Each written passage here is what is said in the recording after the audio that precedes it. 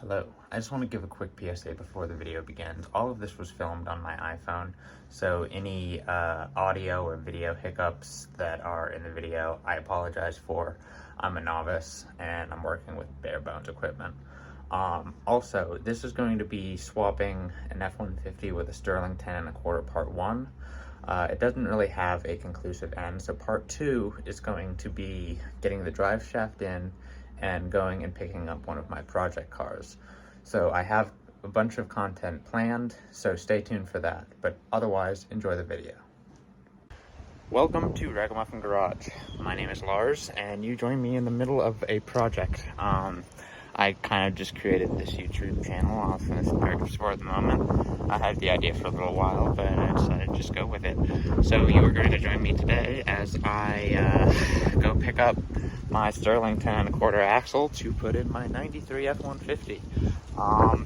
And all I really got to do is load the truck up, see if it starts, because I haven't really touched it in a month, and then go about 10 minutes down the road, get my axle, then head up to where we're going to work on it.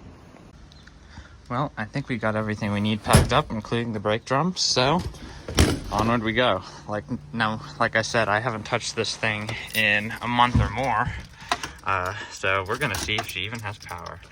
We are in neutral.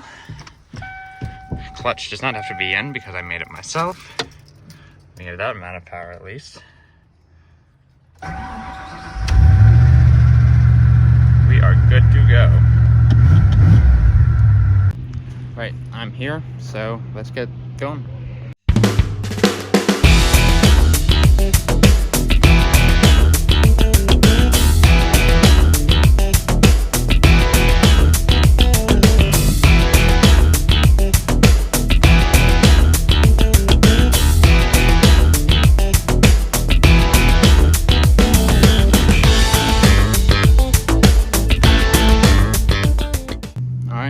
This stuff is done. On to the next one.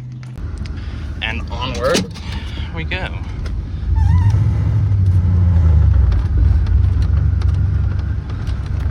So here she is, the famed Sterling 10 1/4. Today we will be replacing this wheel seal, if not the other one, and I mean the inner hub seal. But first we got to get this shit in there, and first I gotta bolt that sway bar up to it because that's the only way I can really get my hoist picked up. And like that, the sway bar is on. Now to get the hoist out and that in.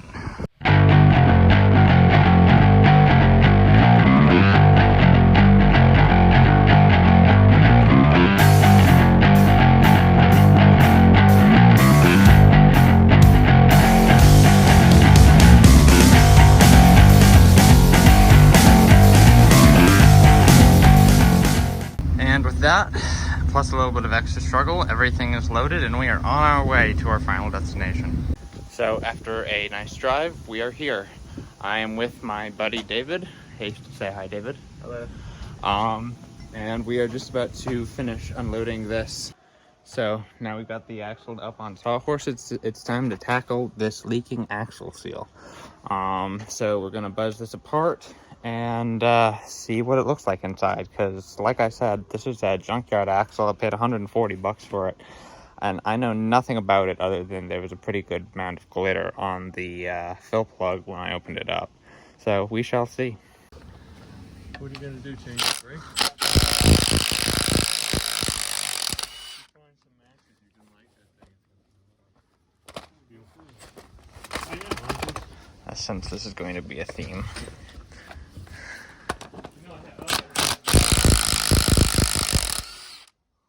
Alright, well, all the gears look like they're in good shape. It's just dirty, but we're gonna let this finish drip draining, clean it up, and then throw the cover back on. So as I was explaining, David, you need this special socket here. I picked this one up from AutoZone for like 22 bucks. But you just stick this puppy in here, get it lined up, and hope it breaks free. Am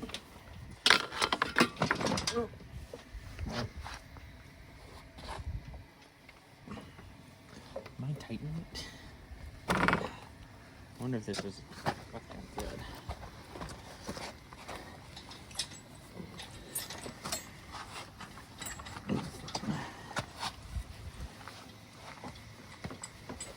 All right, David might have to put down the phone. Reverse thread. So the nut ended up being left-hand thread. That's why we couldn't get it, but a little bit of impact work got it off. Well, So I got the hub off.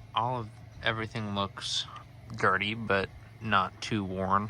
The seal that was very evidently leaking, and we have the outside bearing here, which looks like it's in good shape. So in the good news, the spindle is in great shape. It cleaned up awesome. It's pretty much ready to go back together. Brake hardware all looks fine. That goes for the other side too. And I'm gonna leave this side alone because it became quickly evident that the wheel seal I bought was not the correct one. So I'm trying to source this and get this one side sorted, and then from there we can move on. But honestly, if this is the worst thing that happens, it's not that bad. It's looking like it's maybe a $25 seal, and if that's the worst of the problems I run into, this is gonna be a good day. Flying along in the Taurus of Death over here.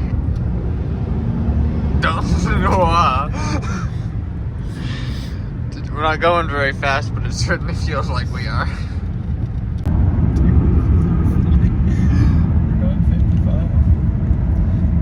The speed limit is about the limit for this car, I think. Well, none of the local parts stores had the part we needed, and I'm seeing my camera lens is filthy at the moment. That's awesome.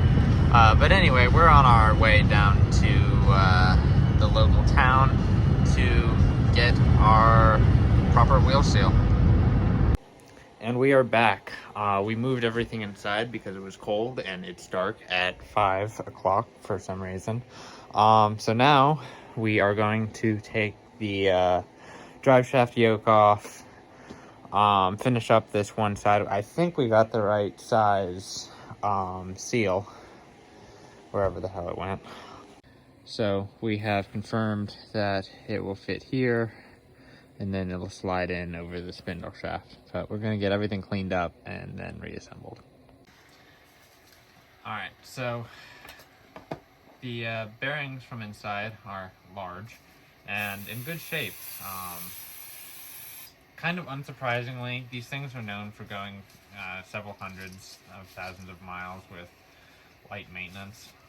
So I'm not terribly surprised they're in good shape, and they're Timken bearings, so you can't get much better than that. We're going to clean up these bearings, the nut here, the spacer, and then clean up that hub and throw it back on the spindle, and we should be good to go. Like I said earlier, we seem to fit with this seal, so we're going to send it, and if it leaks, it leaks. Alrighty, so we got the hub cleaned up. We're going to install the bearing, which is also cleaned up here. Then this spacer, which kind of aligns and grabs onto the bearing. Then we got the seal here. Make sure it goes in the right way. It's kind of self-evident. And then ideally you want to use the correct install tool for this. A block of wood is not the correct install tool. However, I'm cheap, so a block of wood and a hammer is what we get.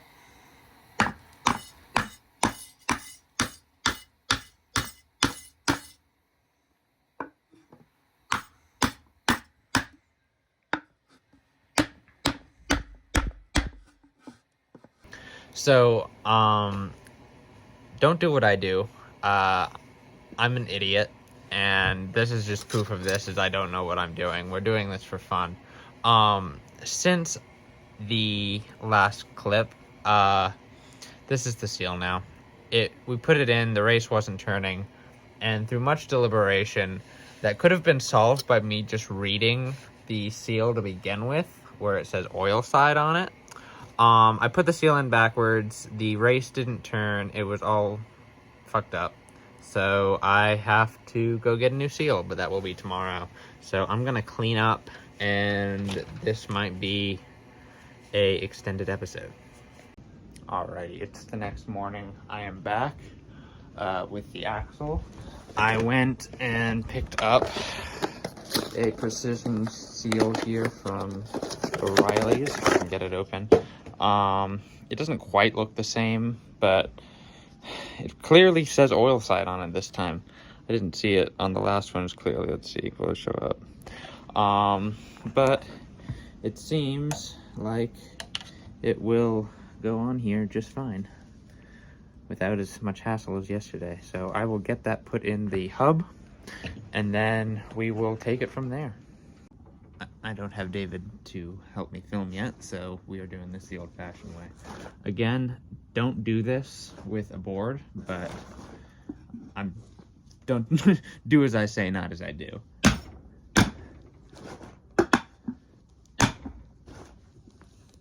That went in way easier than... And the bearing still turns. Look at that. Imagine. We have the hub here. It's got the back bearing in it. The seal. We're gonna slide it over our freshly cleaned spindle. I cleaned that off camera. And then just... And it's on there. It's as easy as that. Make sure it turns. It does. So now we're going to go grab our other bearing. First, we're going to take some of this oil. This is just 80/90 I had sitting around. Throw just a little bit in there so it's not dry. We'll turn it around some. And then we're gonna take our front bearing here, stick her on in.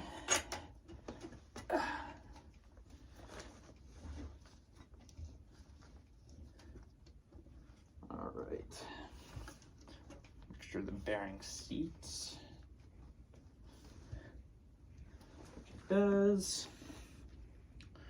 Alrighty, now we take our special lock ring here, and I'm going to take a moment and look up the torque spec, but it splines onto the main spindle there with this little tang, and then it has a torque spec that probably should be cared about, and this is left-hand thread, so it is lefty-tighty, and on we go.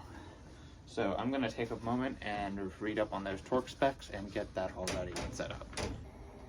All right, so I am torquing this slowly while David is spinning the hub to make sure it still turns.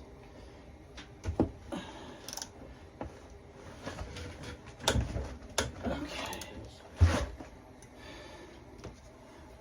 hit it one more time. And then it was backed off 8 teeth. So we go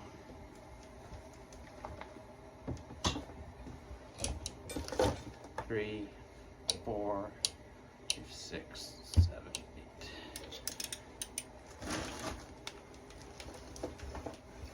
8. It does not feel terrible. I'll throw some more gear oil in there and throw the axle shaft back in.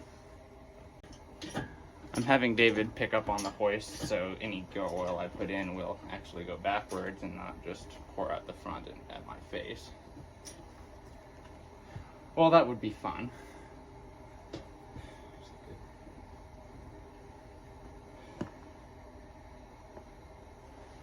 Yeah, that should be fun.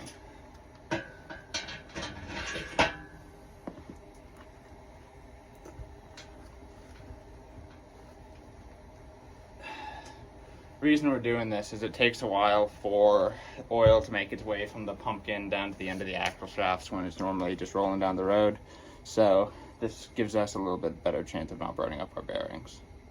Alright, so as I was putting this gasket on, which I paid like $3.50 for, they're Victor Ryan seals, it'll match up with all the bolt holes, but it won't go over this inner diameter of the axle flange, which makes me think that maybe this isn't a 10 1/4, but all of the bolt holes line up, but for whatever reason, it won't go over there. So what I think I'm gonna do is clean up this mounting surface here, slather some RTV on it, and just hope.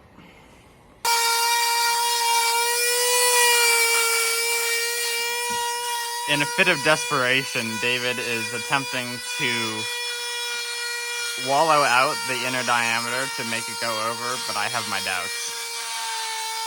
Alrighty. David got it down so the gasket will fit over that edge. So I'm gonna smear some silicone along the back side of that, clean that side up, and see what we get. Alright, so I'm going to take this silicone that I was going to use just for the rear diff cover, but I'm gonna just smear a little bit along the inside of this just to help ensure that we have a proper seal here. I'm not going overboard, I'm not smearing it. It's hard to smear it, it's coming out so slow. But just making sure that there's going to be a solid fit all around. And otherwise, we have to find the splines. Alright, so you ideally want to get all these started first before you go cinching anything down, just to make sure they all spread out evenly. There is a torque spec for these. I believe it's 65 to 80 foot-pounds, but frankly, I don't care that much. And if it's gonna leak, it's gonna leak. And in my mind, tighter is better.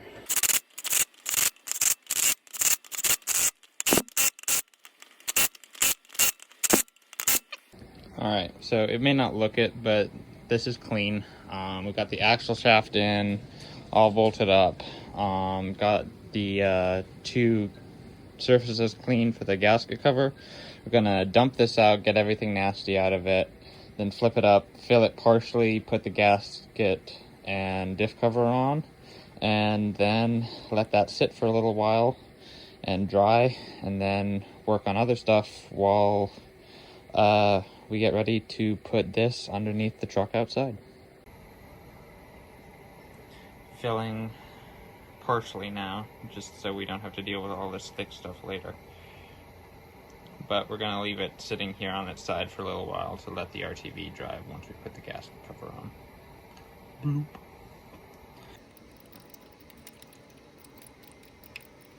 Look at all that gooey goodness.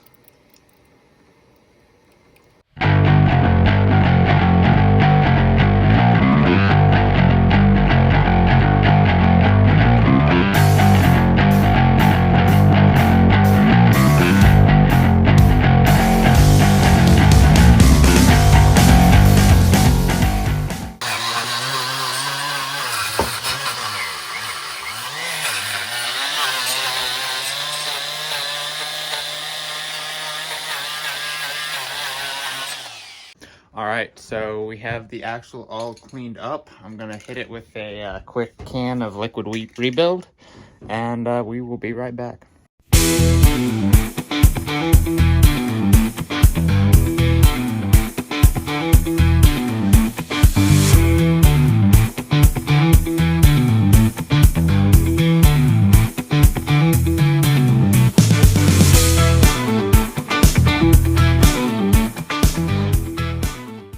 So, fast forward now, the truck is up, suspended slightly off the ground using these sketchy methods. But this is the reason we are changing the truck, or the, not the truck, but the rear differential, because, never mind, I've got it locked in 4 high. There's about an inch of backlash in this thing, and I'll open it up in a later episode, but it is atrocious to drive down the road. So hopefully I can get a better show of just how bad it is once we get it out. So we are monkeying these shocks out now. We got the sway bar links unattached. We're gonna reuse the links, not the bushings. But being F-250 shocks on an 8.8 does not work the best and leads to binding.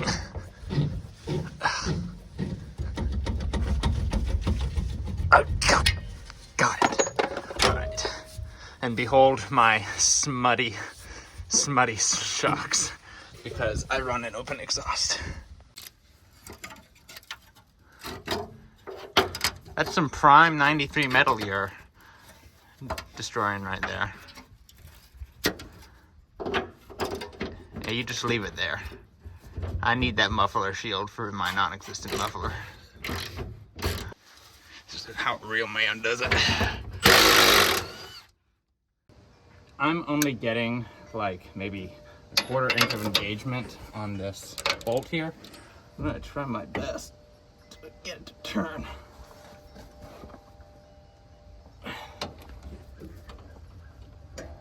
We're gonna need something bigger. Alrighty, so I got my bigger sockets out and these are slowly starting to break loose. But I'll come back once it's all off. Your assistance is not needed, sir. That is a ma'am. Is it a ma'am? Sorry.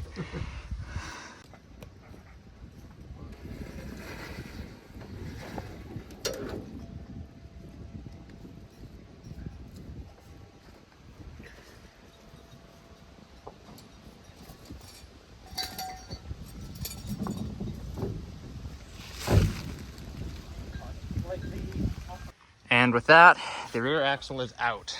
And over here, we need to scavenge this brake hose off of it.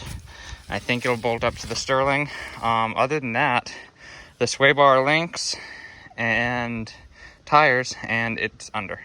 Well, this was going fine. I got one line out, but then the other one decided it wanted to round, so I'm not sure what I'm gonna do about that yet. And the ones on the Sterling axle are acting like they want to round as well, so I might see if I can end up reusing a couple of these brake lines. All right, so I got this line loose, but it's still stuck in the line here. This is the good one that I hope, if a line's gonna break, I hope it's the big one. I can replace that. I got this fitting to break free, so that's gonna be good. I got the other hose off of the 8.8. It's gonna go on here. So all I need to do is either get this to free up or scavenge the line off the other axle. All right, well, we're going to unearth the sins of this other differential and see just how bad it is. That's a lot of, so some of that's posi fluid, but a lot of that is metal shavings. Wow. It's not that bad, to be honest. So, I was mistaken. That's a lot of little metal fragments coming out of there. Just didn't have light on it. Yeah, this thing was shot. So, this is why we were replacing it. That is just the pinion and ring gear backlash. It is horrid. And notice the blue heat discoloration on the axles around the C-clips, which I don't even see at the moment, so that's ideal. But it shouldn't be moving that much. So, quick break. The axle's paint is drying, and we have to wait for the RTV to dry to let the gear oil touch it. I don't want to risk a leak too early, so that's going to be a tomorrow thing. David is currently working on putting the new bushings on the sway bar for the Sterling. I am putting a new brake light switch and pigtail on because I've been having intermittent brake light issues, and I don't really feel like getting a ticket. So, not a lot is happening that I can film easily. So just trust in the process and we'll be back. By trusting in the process, I meant we killed time by doing what wiser men would not, messing with firearms and attempting to revive vehicles that would rather not run. There'll be a video devoted to these revivals later. We decided to take a break from our regular scheduled broadcasting, and we're gonna go do a quick revival, or at least attempt it, on a Chevy plow truck, or it's a GMC, but same difference. It looks sad. Hit it. Oh, it's fire, fire, fire. So, my apologies for the erraticness of this past few clips. I kind of got distracted. We were looking for things to do, kind of bored. I'm just finishing cleaning up all my tools and stuff, getting ready for the next stage. I have to wait for lug nuts to arrive. They're at my door now, but I'm gonna pick them up and we'll be back at this tomorrow. My compatriot, on the other hand, is assembling a belt of something that I'm not sure if I can say on YouTube, but it's at least 2-3 feet long, 2.5 at least.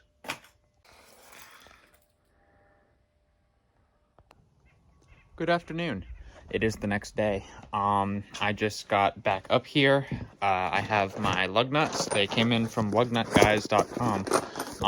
Huge shout out to them, not sponsored or anything, but I got these. They were like 51% off, paid like $1.30 a lug nut. Got the set of 32 for a little under 50 bucks. And I'm not complaining at all. They seem really good quality, got a nice sticker with them. And the plan for today is to get this axle onto tires, or tires onto the axle, more like it, and under the truck so it can at least move around and not be stuck on jack stands anymore. So I guess to start out, I'm going to get those 2 tires mounted up and secured, and then we can go from there.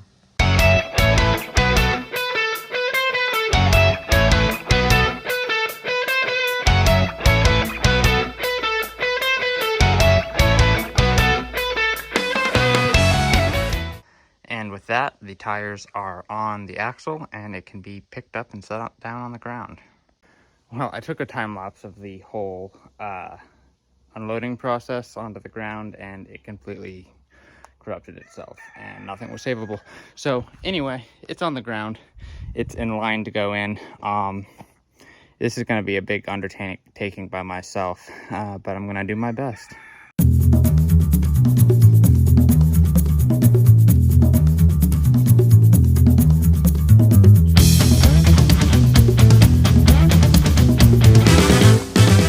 The axle is physically under the truck. It wants to point down all the time, so I'm gonna have to get a jack stand to push the pinion up while I jack the whole thing up to bolt it in place, but I think it's gonna be a pretty easy thing to do. Okay, so as you can see, I've got a U-bolt started on both sides now to center it because it was rotating like a bitch. So now it's just get those pucks all lined up and slowly draw all the U-bolts in until it's all in place.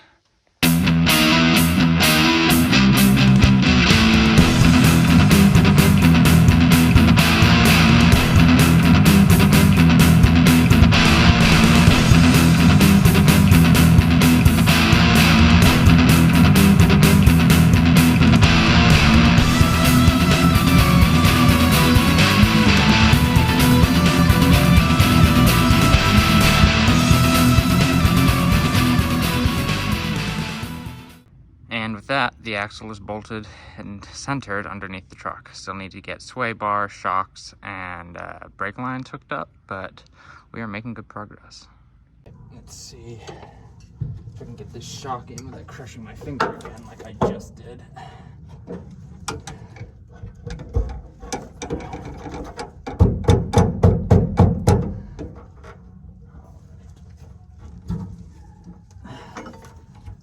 For as beat up as it is, this shock is still extremely hard to press.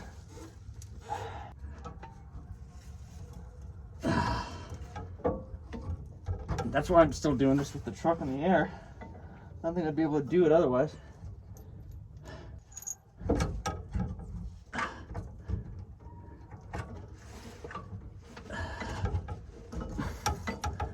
Can't tell, I'm really struggling here.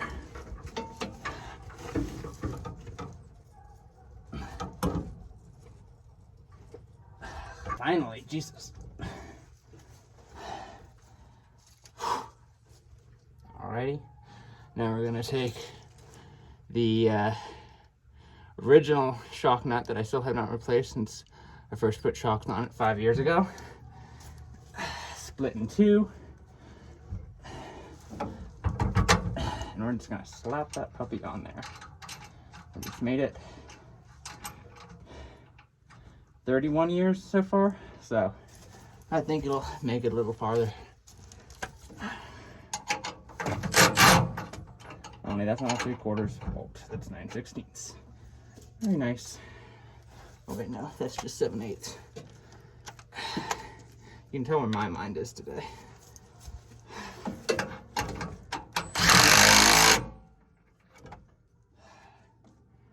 This boy goes up here.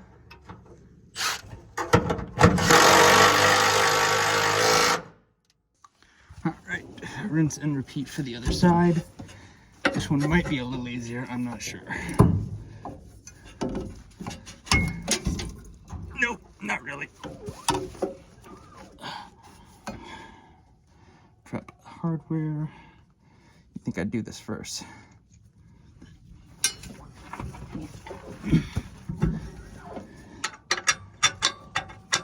Alright. That is on. Let's see. We need a nut for the top. But I'm gonna lower the truck down, then do the sway bar. Well, there you go. It is sitting on the Sterling and these very, very sad tires that I could not find a date code on. And I believe they started date coding in the year 2000, so these are older than I am. However, they are still holding air, and the truck, despite no drive shaft, is sitting pretty much like it already did on those tires. I don't think those are too much different than the 31s I got now. The Indianapolis Speedway. I'm gonna bolt up the sway bar and come back when I'm done. Alrighty, sway bar is bolted up. I am now fighting these parking brake cables because the F-150 ones don't want to stretch enough. Alright, parking brake cable is done. I had to use a ratchet strap to tension them, but it all seems to be good. Now all that's really left to do is to hook this brake line back up and bleed the brakes, and then get the drive shaft measurement. But I can't do that because it is Thanksgiving weekend, or the weekend before Thanksgiving, and he is taking the entire week of Thanksgiving off, so we will be back after Thanksgiving. Now, that's not to say that progress still won't be getting done. I'm going to be taking the tires and rims and getting them all swapped out, so I'm not running on these at least 24-year-old bombs.